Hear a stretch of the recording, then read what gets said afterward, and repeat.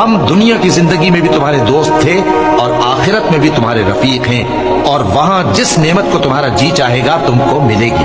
اور جو چیز طلب کرو گے تمہارے لیے موجود ہوگی۔ یہ بخشنے والے مہربان کی طرف سے مہمانی ہے، اور اس شخص سے بڑھ کر بات کا اچھا کون ہو سکتا ہے جو اللہ کی طرف بلائے اور عمل نیک کرے اور کہے کہ میں مسلمان ہوں۔ اور بھلائی اور برائی برابر نہیں ہو سکتی،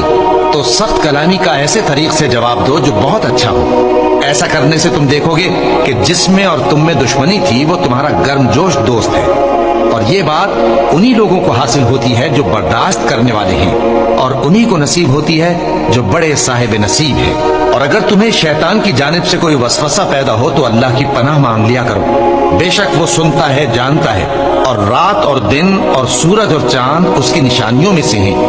تم لوگ نہ تو سورج کو سجدہ کرو اور نہ چاند کو، بلکہ اللہ ہی کو سجدہ کرو جس نے ان چیزوں کو پیدا کیا ہے، اگر تم کو اس کی عبادت منظور ہے۔ پھر اگر یہ لوگ سرکشی کریں تو اللہ بھی ان سے بے نیاز ہے، کیونکہ جو فرشتے تمہارے پروردگار کے پاس ہیں وہ رات دن اس کی تسبیح کرتے رہتے ہیں اور کبھی تھکتے ہی نہیں۔ اور اے بندے، یہ اسی کی قدرت کے نمونے ہیں کہ تو زمین کو دبی ہوئی یعنی خشک دیکھتا ہے، پھر جب ہم اس پر پانی برسا دیتے ہیں تو وہ شاداب ہو جاتی اور پھولنے لگتی ہے۔ بے شک وہ جس نے زمین کو زندہ کیا وہی مردوں کو زندہ کرنے والا ہے۔